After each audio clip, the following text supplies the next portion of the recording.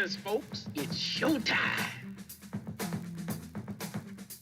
Your morning news, weather, and sports wrapped into his own unique perspective. This is the Watchdog Morning Show with Howard Monroe and Brad Leonard in the producer's chair. Brought to you in part by Wheeling Hospital.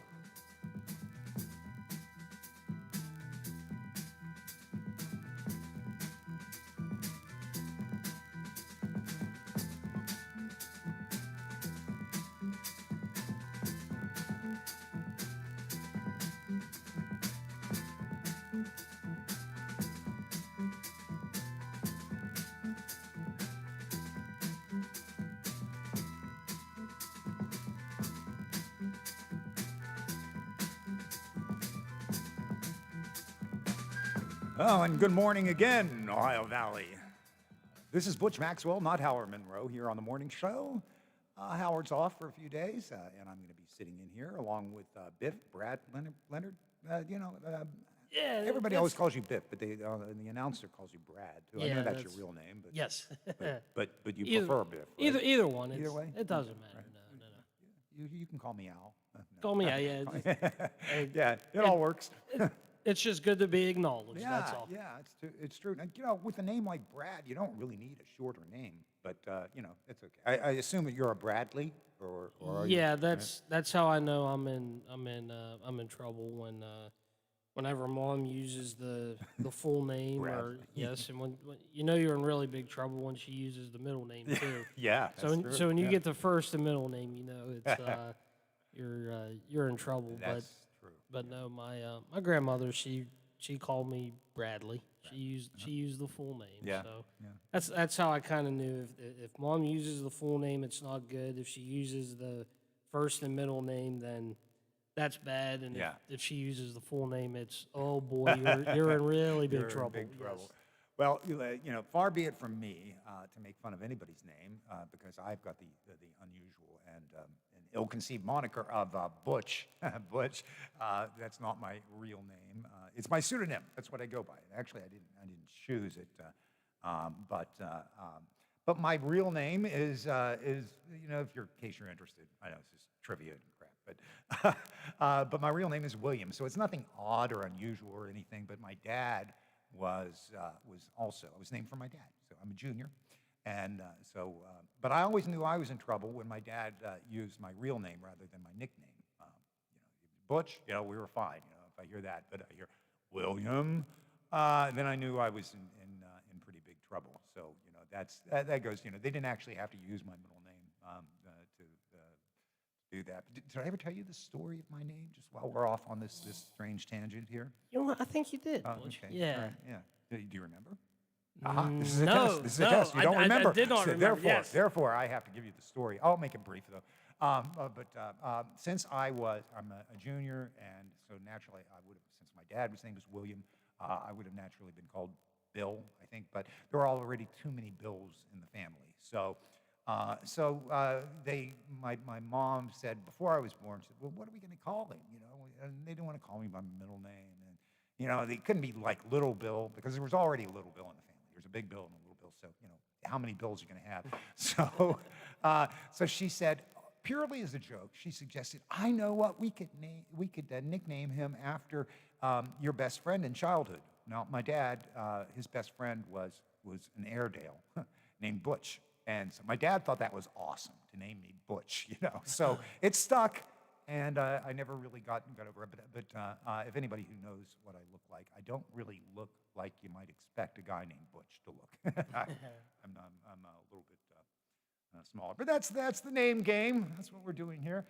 And also speaking of names, boy, if I hang out at this radio station long enough, do you think that they can get that deep-voiced announcer that always makes fun of all the hosts here to do something to make just do one promo to make fun of me? Yeah, I think that could be arranged. I think that'd be great. Yeah, I can't imagine, what he's going to say, but I'm of good humor about this. I don't mind being made fun of. I think it'd be great. But I'm a little jealous because, Bill DeFabio and Howard and some of the past people on this station got those sort of pithy announcements about their style and stuff. So I'd be interested. So I don't know. That's something that they could do for me. We've been talking about a wide range of things so far this morning, including things that are a little less trivial than my name. Uh, uh, Primarily about the Georgia election, and of course tomorrow the Congress will actually certify the votes from the Electoral College, which is actually what elects our president.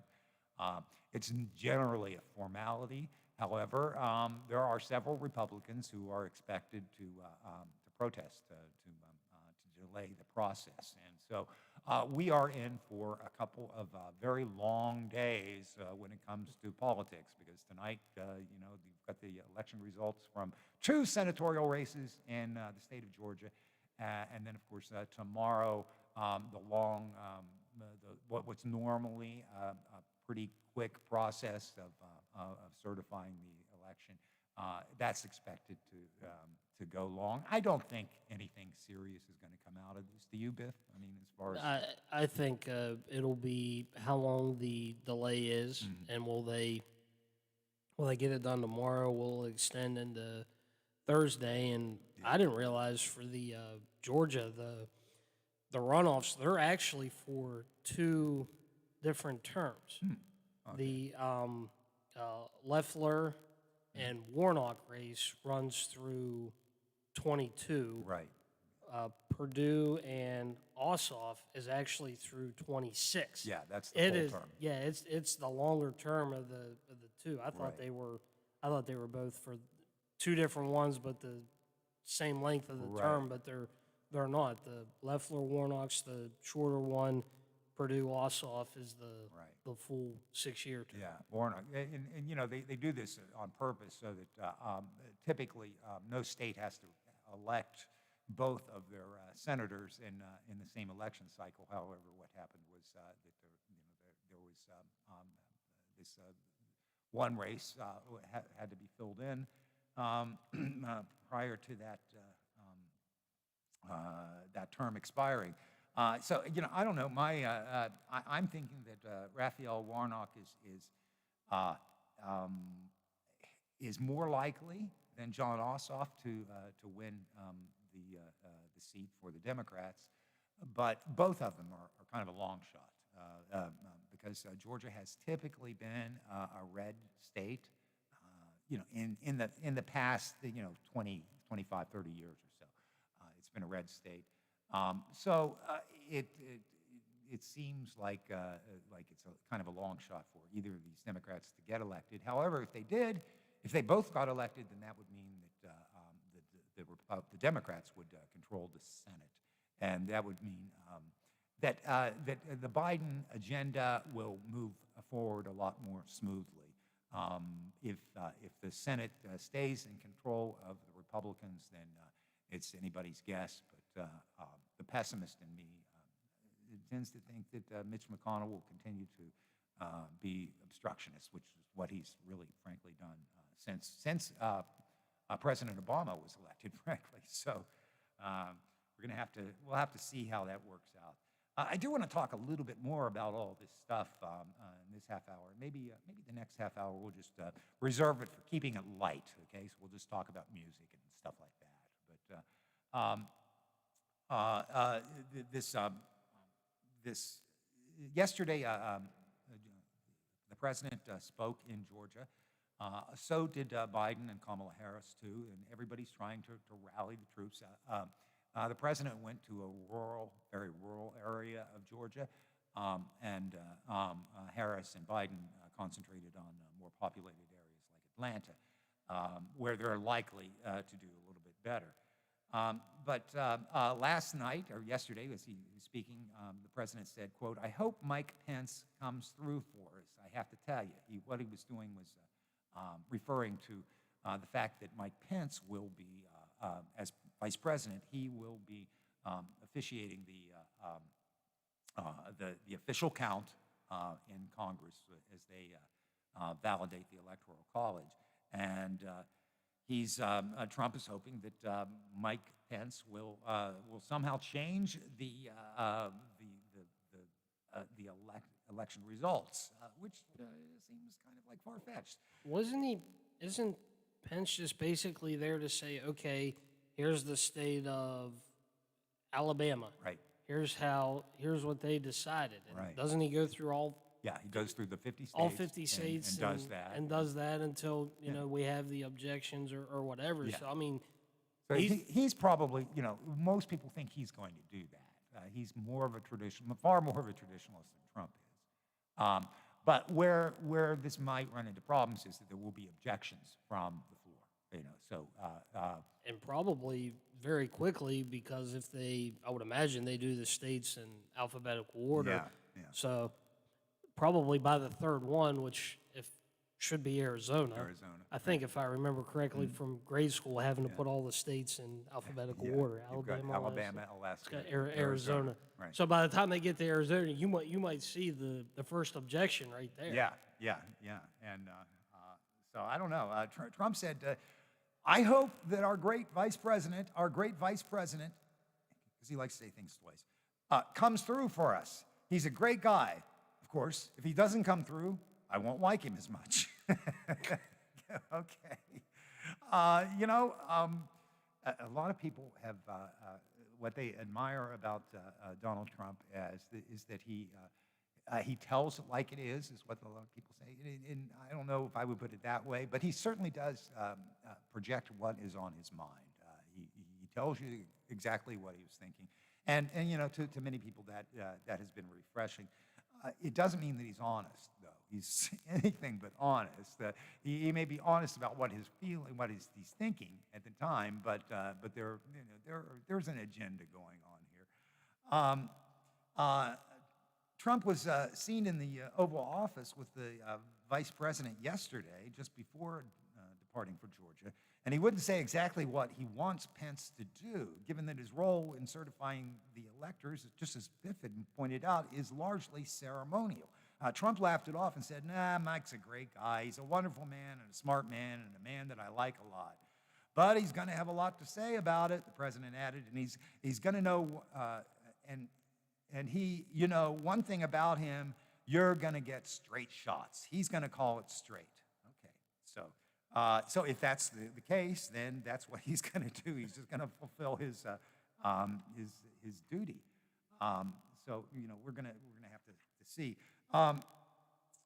There were 18 attempted calls from the White House to the Georgia Secretary of State's office over the weekend. Only one actually went through, and that's already stuff of legends now.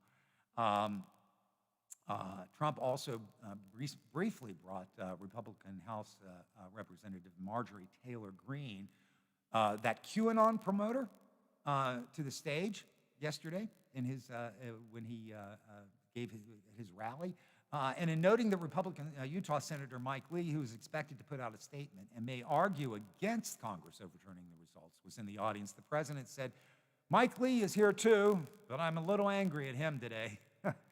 The president's presence in the Dalton, Georgia rally would normally be a welcome sign for Republicans just a day before the runoffs, but not so much yesterday.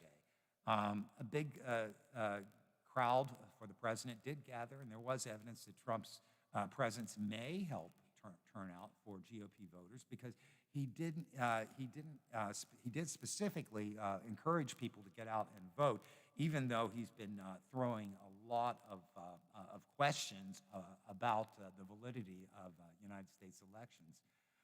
The president's ability to exceed expectations when it comes to how unhelpful he is remains undefeated, according to one GOP operative working on the runoff. So they're feeling a little dubious about him. His last visit to Georgia was less than ideal. He spent most of his last rally airing grievances about the November vote. That include playing, in that case, lengthy video segments from conservative outlets.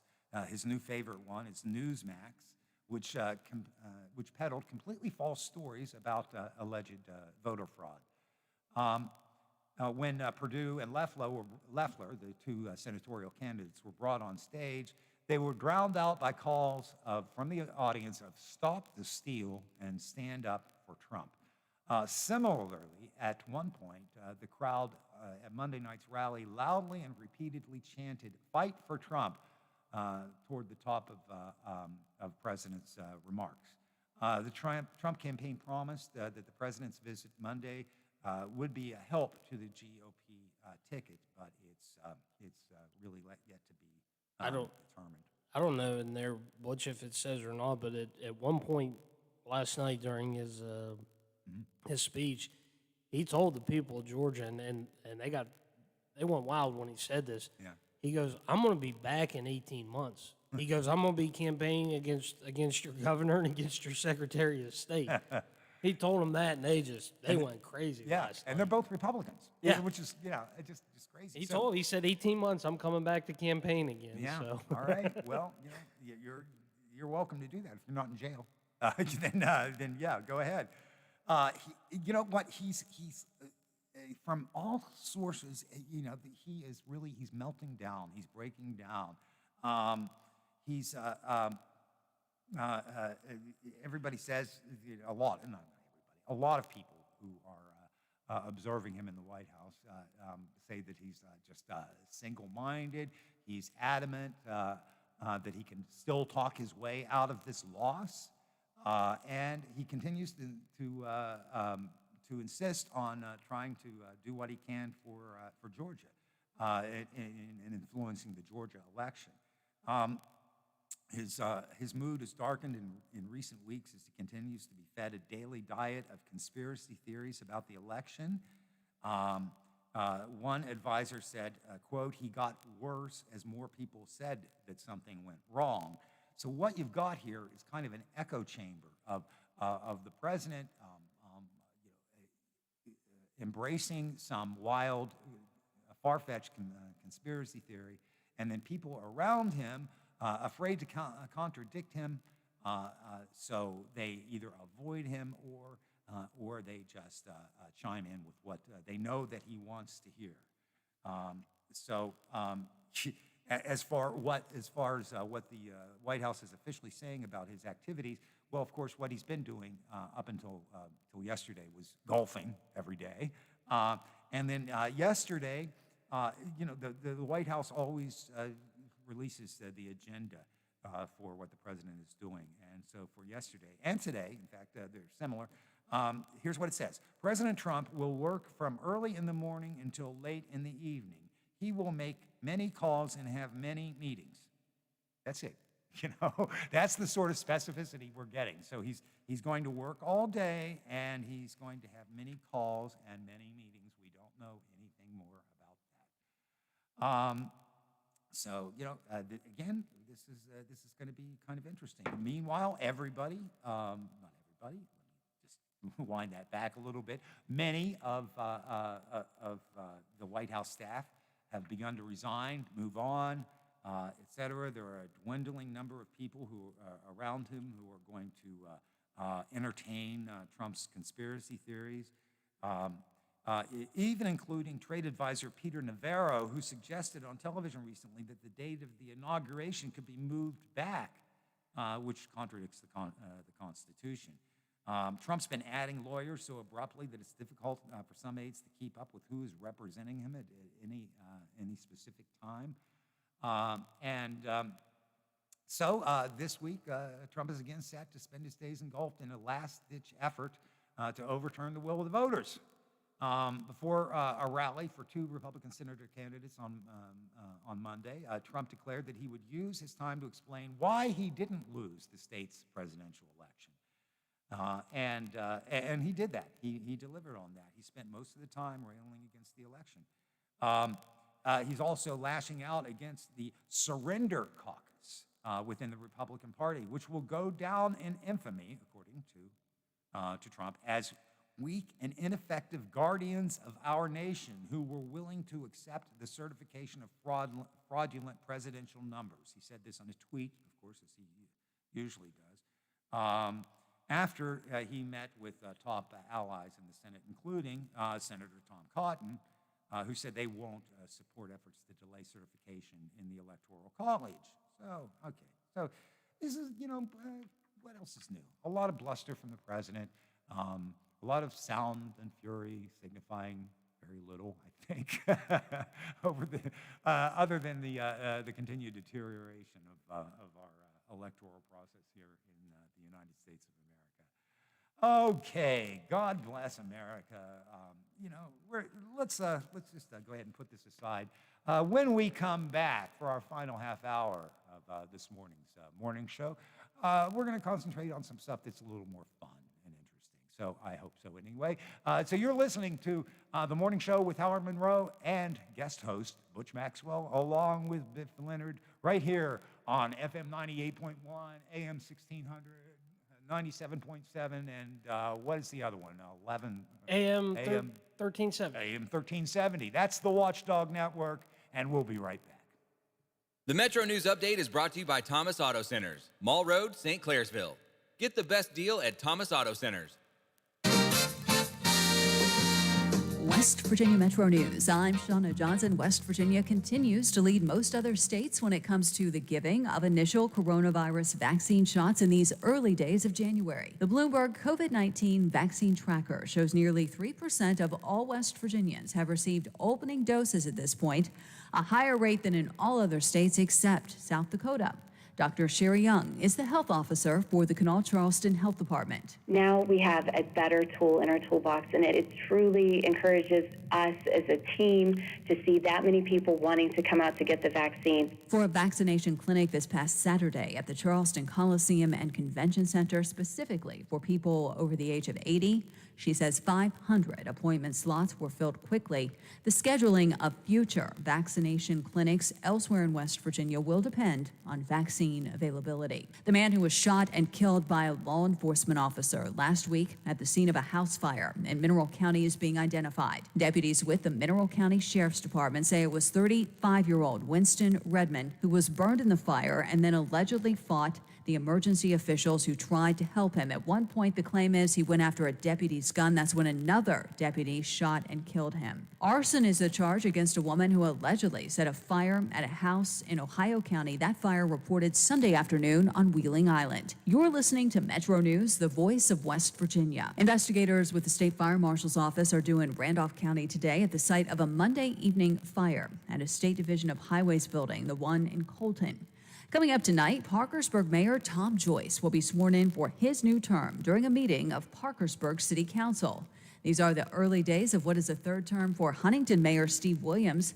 New State Supreme Court Chief Justice Evan Jenkins swore him in during a private ceremony last week. From the Metro News Anchor Desk, I'm Shauna Johnson. This is your VSIN Action Update on the Watchdog. This Action Update brought to you by O'Reilly Auto Parts, your professional parts people. Get guaranteed low prices and excellent customer service at O'Reilly Auto Parts. Better parts, better prices every day. Now, here are the latest lines from my guys in the desert. Top 25 college basketball Tuesday, number 19 Clemson, home to take on North Carolina State. The Tigers favored by 5 points. Number 18 Texas Tech, a 15.5-point favorite in Lubbock against Kansas State. Number 4, Texas will be home in Austin to take on Iowa State. The Longhorns favored by 11.5, while number 24, Michigan State, a 1.5-point favorite over number 15, Rutgers. Number 13, Missouri on the road, a 2-point favorite against Mississippi State. And number 6, Kansas is a 5.5-point favorite on the road against TCU. With your VSIN Action Update, I'm Tony Desiri on the Watchdog.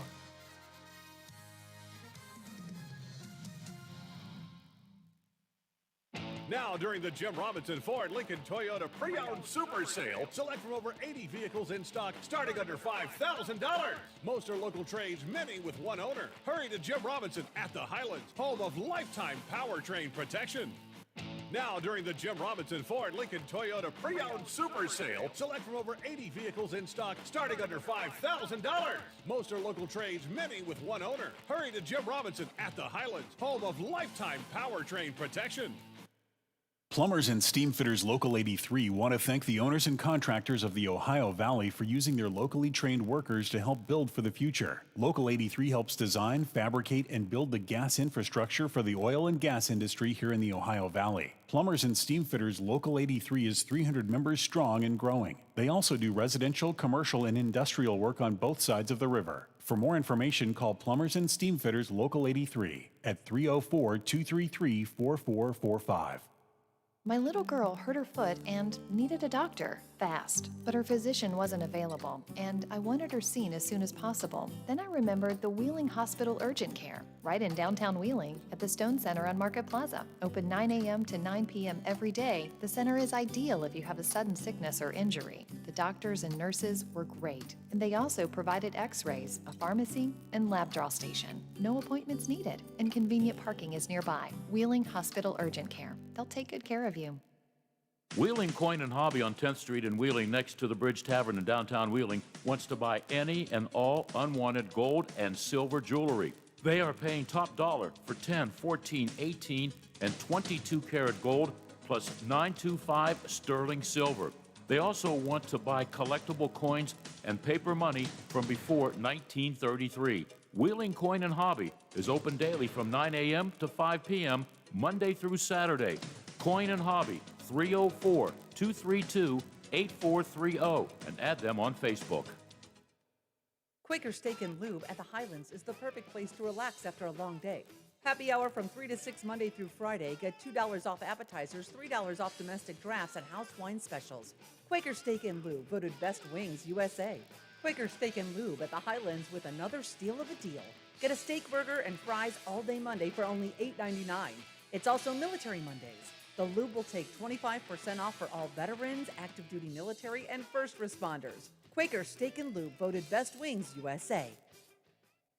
For all of your IT needs, visit OmniPerforms.com. Omni Strategic Technologies, the only IT company that the Watchdog trusts. Hello, everyone. From the Watchdog, I'm Darnell Foster with a look at your local weather forecast for your Tuesday. Mostly cloudy skies, a daytime high near 40 degrees. Clouds hold strong through the overnight with temperatures near the freezing mark. For the low, we're back to about 38 degrees for daytime highs on your Wednesday under mostly cloudy skies. Have yourself a great day, everyone.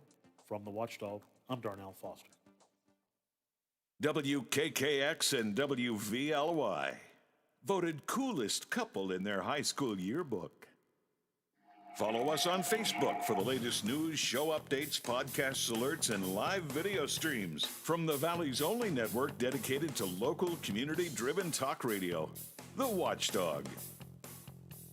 Give us a call and tell us what you're thinking. Locally, 304-214-1600. Out of the area, toll free, 866-514-1600 or 304-232-8255.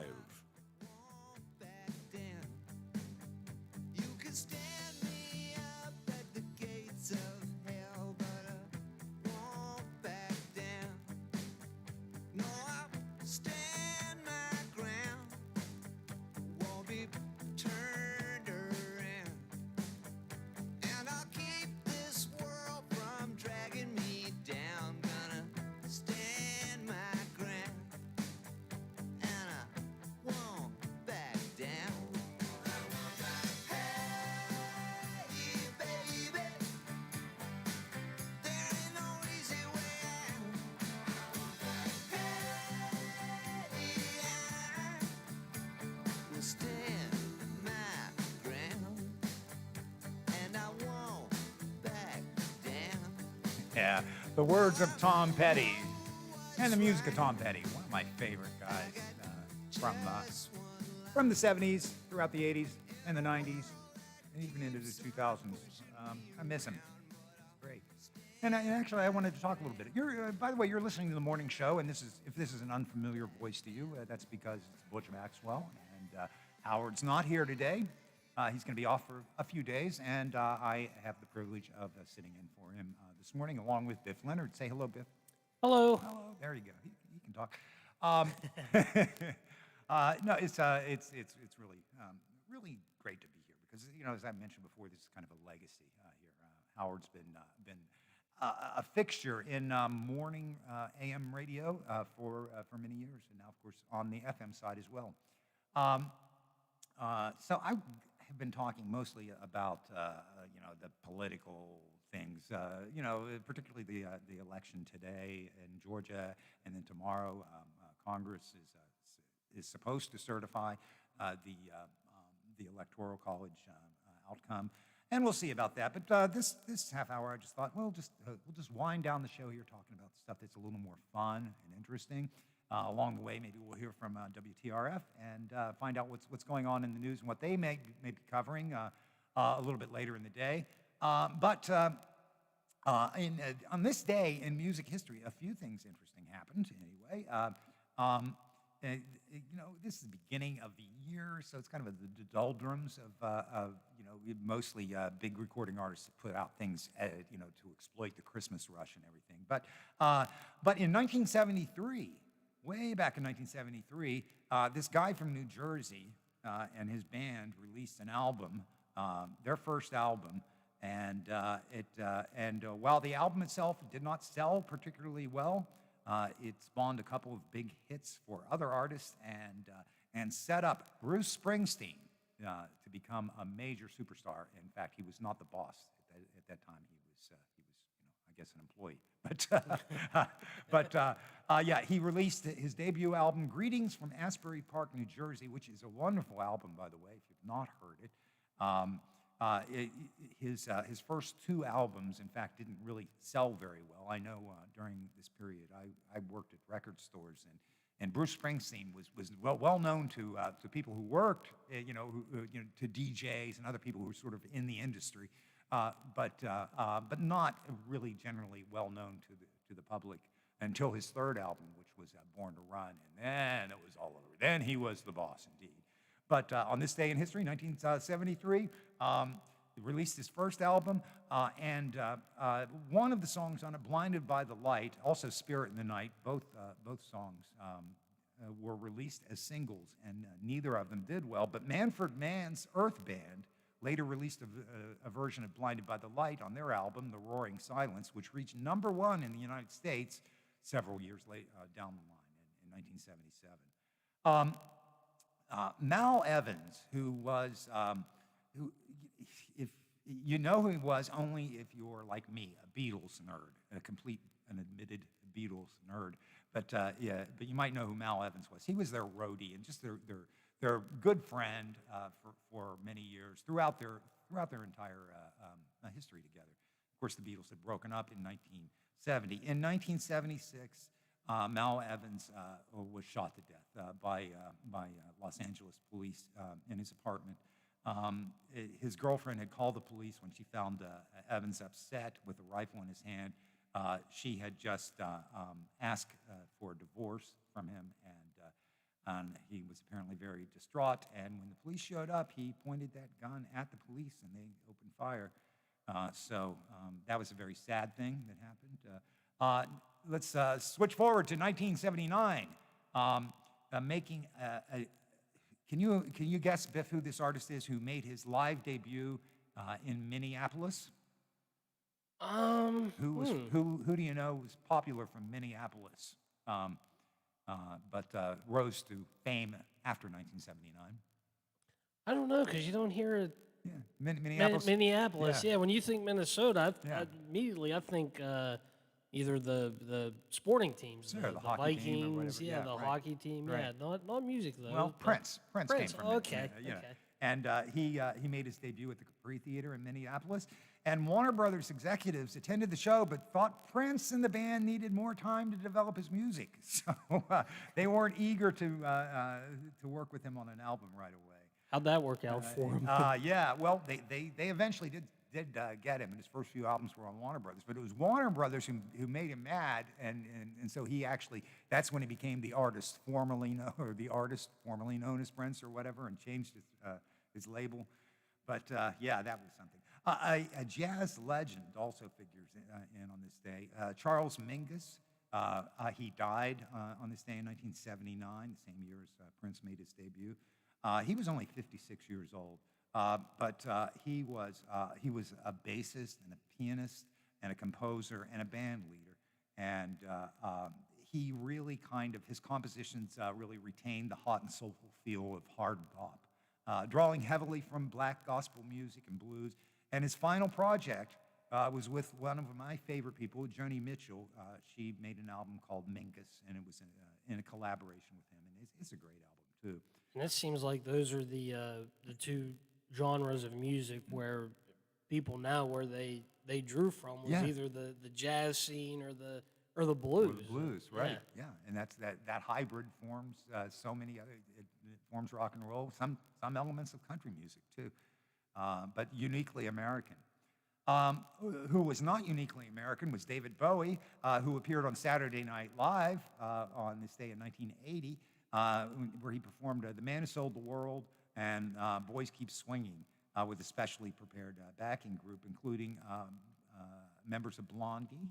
And so that was interesting. 1980 was a bad year for Saturday Night Live. That was the year after the original cast all left, and Lorne Michaels was no longer the producer. It only lasted 1 year when he was not the producer. But I think the highlight of that cast was probably Eddie Murphy, and that was about it. But so that is something. Iron Maiden in 1991. Went to #1 on the UK singles chart with "Bring Your Daughter to the Slaughter." Oh my! All right. Okay. Yeah. All right. Never a big metal fan or anything, but that's worth noting. And finally, another note on music. A couple more. One is in 1998, Sonny Bono was killed in a skiing accident on this day. He was at a resort near Lake Tahoe. Sonny Bono was only 62 years old, and he was, of course, one half of Sonny and Cher, who scored big hits in the mid-'60s with songs like "I Got You, Babe." And he had become a U.S. congressman, a Republican, as I recall, which kind of surprised a lot of people. But in fact, the United States Sonny Bono Copyright Term Extension Act of 1998 extended the term of copyright by 20 years, and it was named in honor of Sonny Bono when it was passed in Congress only 9 months after his death, too. So that was interesting. One of my favorites in contemporary rock, Billy Joe Armstrong of Green Day. He was arrested on this day on suspicion of drunk driving. After being stopped in California, speeding in a black BMW convertible, and he failed a breath test and was taken to the jail and was later released on bail. Like so many other rock stars, Billy Joe has had trouble with substance abuse. And last I heard, he's clean, but this is an ongoing problem. But immensely talented guy, and just had some difficulties. And finally, Ray Davis in 2004 was shot in the leg. Ray Davis was the lead singer of the Kinks. You Really Got Me, L-O-L-A, Lola, etc. He was shot while on holiday. He had the bad taste to chase after two men who stole his girlfriend's purse at gunpoint. And he wasn't seriously injured, but they had, it did result in the New Orleans police at least arresting one person. So that's pretty interesting. Who was born today? Well, Sam Phillips was born on this day. Sam Phillips was the guy who created Sun Records, which was Elvis Presley's first label. So that is something. Also, Chris Stein, who was the co-founder and guitarist of the new wave band Blondie. They had a number of hits, including one in 1979, "Heart of Glass," and her album their album Parallel Lines was really kind of a game changer as far as new wave music goes. So that's sort of the music update here for what happened on this date in history. I am looking forward to going back into movie theaters. I don't know about you, Biff. Do you like going to theaters to watch movies? Yeah, I do. I do too. I have not. I went through the entire 2020 without seeing any, and yet somehow I managed to see all of the Best Picture nominations for Oscar winners, because a lot of them were being streamed, and that's true this year too. Many of the feature films that would normally hit the theaters are going to be offered on streaming services, particularly Warner Brothers movies. I announced this a few weeks ago. that Warner Brothers is going to stream their new releases at the same time as releasing them into theaters. They're the only major motion picture company that has announced that they're going to do this, but others may follow suit once they see how this works. What they're going to do is they'll start streaming it. They'll stream it for 1 month only, and then it's going to go back into the normal cycle. In other words, a DVD, Blu-ray release several months after the movie has been pulled from cinemas, and then sometime after that, it'll re-enter either HBO or other streaming services and stuff like that. So, what can we look forward to in 2021 as far as releases? Well, there are a number of them. A lot of them have been held back from their scheduled release dates because of this situation with theaters. But there are some coming up. A lot of titles I'm not all that familiar with, but I do know one on April 2nd, which is Easter weekend, I believe.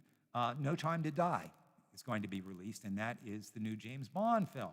Other releases in April are Bob's Burgers. Mortal Kombat is coming out in April too. And A Quiet Place Part 2. When we get into the summer, that's when we start to see bigger releases. Black Widow will be out in early May. Godzilla vs. Kong. I know you're probably waiting for that one. That's going to be on HBO Max starting on May 21st. And there are a number of other films that we're looking forward to. Ghostbusters Afterlife coming in on June 11th. And so that ought to be kind of interesting. And several other movies that we're waiting for. I know come the late fall or possibly maybe the very end of summer, one of the ones I've been waiting for is The Beatles Get Back. This is the retooled version of Let It Be, which I'm really looking forward to. But I've already admitted to being a Beatles nerd. Also, Dune will be on HBO Max in October. So if you're interested in that, maybe they finally made a decent version of Dune, but I don't know. That's left to be seen. And Mission Impossible 7 is coming up late this year. Also in December, the long-awaited Steven Spielberg reimagining of West Side Story. So there are a number of films to look forward to this year. Yes. Yeah. So do we have a call? We do. That is Bob Westfall from the Big Seven. All right. Hey, Bob, how are you? I'm good. How are you doing, sir? Okay. This is not Howard. This is Butch Maxwell speaking with you today. But I know. I know. It was a pleasure to talk to you this way, Bob. Yeah, it's good. How's everything in your world? Doing just fine. It's just I'm getting ready to go back to school, as so many of us are, and stuff like that. But I'm pleased to be able to sit in for Howard for a few days here on the Watchdog Network. Awesome. All right, that's great. What's the Big Seven working on today? All right, a couple things we're working on. The OVAC wrestling tournament has been canceled for this year. Again, due to COVID concerns, so we're going to get an update on that, where they stand on that wrestling tournament, one of the largest high school wrestling tournaments in the country. Yeah. So that has now been canceled. So Danny Maris is working on that story today. Okay. Also dealing with school guidelines with schools in West Virginia going back. Are there any new guidelines they're going to take a look at when it comes to students in the classroom? So that's something we're going to be interested in. Is this Ohio County or is this other school systems as well? We're going to talk to Ohio County, but this is kind of what we're looking at across the state of West Virginia. Yeah. So we're going to have something like that. Stephen Ruffing is out getting that right now. Okay. Something else every press conference Governor Justice now has, he talks about the inability to report abuse and stuff like that with kids not in the classrooms and not be able to get to counselors and things like that. So we're going to talk to Claudia Raymer of the Ohio County FRN. We're going to talk to Jim McKay with protecting kids from abuse. So we're going to find out what people need to look for in this kind of situation to report things, to be aware of what's going on, even with the kids not in the classroom. So that's something we're going to talk about today and kind of explain to people what you need to be aware of as we work from remote and things like this a lot of times. I hadn't not even considered that the implications of that, but that's important. Right. So kids are not in school; they're not available to get to their counselors and things like that. Yeah. So a lot of these are going unreported. The teachers, a lot of times it's the teachers. They see something that's happening to the child, and they're able to report it. But obviously, from a remote situation, that's just not happening. Sure.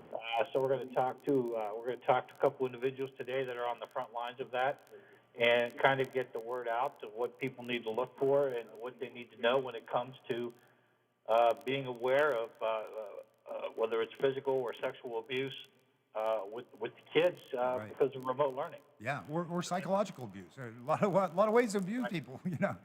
Yeah, that's fascinating, and that's something that I think all parents and grandparents and human beings need to be aware of. So yeah, that'll be good. All right, we're going to check on that. Also, Moundsville's working to get a grant to improve their recycling system in Moundsville. So we're going to talk to the city manager down there, get the update on that. And of course, we're going to keep track of weather with Dr. Dave and Zach today.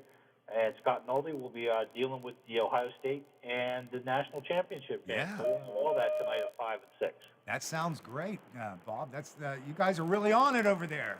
Absolutely, every day. Well, that's fantastic. We know we can count on WTRF to cover just all the important stories on to the people of the Ohio Valley. Listen, say hi to all my friends there, Brenda, DK, and the rest of the gang who remember me from a million years ago when my wife was an anchor there. Okay, I will pass that on. You have a great day, guys. All right, Bob. Thanks for calling in. Bob Westfall from WTRF, the Big Seven, as Howard likes to call them. We're going to honor that tradition too. Yes, have them on at 5, statewide at 5:30, 6, 10, 11, and then before Bill, we'll have the first part of the noon, and then right into Bill. Yeah, so. yeah. So we're in lockstep with WTRF here. It's a good partner to have here in this little enterprise. And we just got a couple of minutes left of the morning show here. And as I said before, if you're just tuning in late, Howard's not ill. But I know that some people may be concerned. So he's okay. He's just off for a few days, and I'll be here in the meantime and trying to keep the seat warm as best I can. As far as that goes, enjoying this. Rick is on in the afternoon. What's Rick's last name? I don't know. Darubis. Darubis. Rick Yes. Darubis. Big Rick. Big Rick. Big Rick does the afternoon drive here every weekday, according to our new lineup. And of course, we've got Bill DeFabio on at noon, and Hoppy Kershable coming up right after the news at the top of the hour here. And Biff and I will be here all this week. Maybe Howard will be back on Friday. We're not really quite sure, but he'll be back soon. And we look forward to spending the rest of the week with you guys. It should be fun. Tomorrow, I anticipate we'll be talking about Georgia again, most likely, and of course, probably also taking a look at what Congress is going to be doing for certifying the Electoral College vote tomorrow, and heaven knows what else we'll come up with. But I hope to bring along some stuff that's fun too, just to keep things going. And of course, your calls are always welcome too. So anytime you want to call in and contribute. You can watch us on Facebook Live too. That should be really boring, but but I'll try to keep it interesting along the way. Thanks so much for joining us. I will be back on the air and in the chair tomorrow. How about you, Biff? Will you be here? I will be here for Wednesday. Why not? All right, good. And it'll just be a 2-hour tour tomorrow because we'll have the legislative watchdog during this hour tomorrow. Ladies and gentlemen, Ohio Valley at large. Have a good day. Be kind to other people. If you go out, wear a mask, keep your distance, and above all, if you can't love your neighbor, at least respect them. Okay? RESPCT. Thanks a lot. Have a good day.